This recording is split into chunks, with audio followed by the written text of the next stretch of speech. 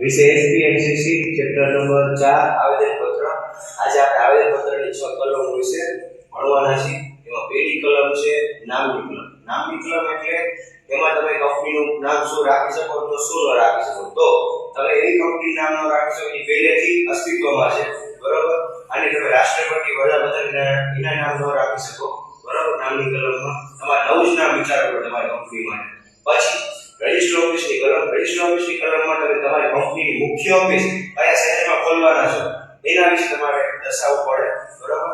અને પછી ધ્યેયની કલમ અને ઉદ્દેશની કલમ. એમાં ધ્યેય અને ઉદ્દેશ સમાવેશ શબ્દો છે.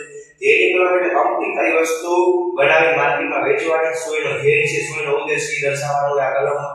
પછી જવાબદારીની કલમ. જવાબદારી કલમ જવાબદારી 3 પ્રકારની હોય. ઈ આને દર્શાવે છે કંપની કેવી રીતે જવાબદારી નિભાવશે. મર્યાદિત જવાબદારી કંપની, અમર્યાદિત જવાબદારી કંપની કે બાંયધરી મર્યાદિત જવાબદારી કંપની, એના વિશે આની અંદર લખ્યું હશે, બરોબર. પછી મૂડીની કલમ. મૂડીની કલમમાં એ લખ્યું હશે કે કંપની શેરમૂડી મર્યાદિત છે કે નથી.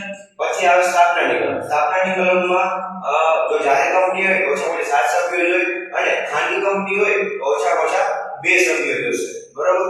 આ થઈ કે હાઈલાઈટ આવેદનપત્રની 6 કલમો.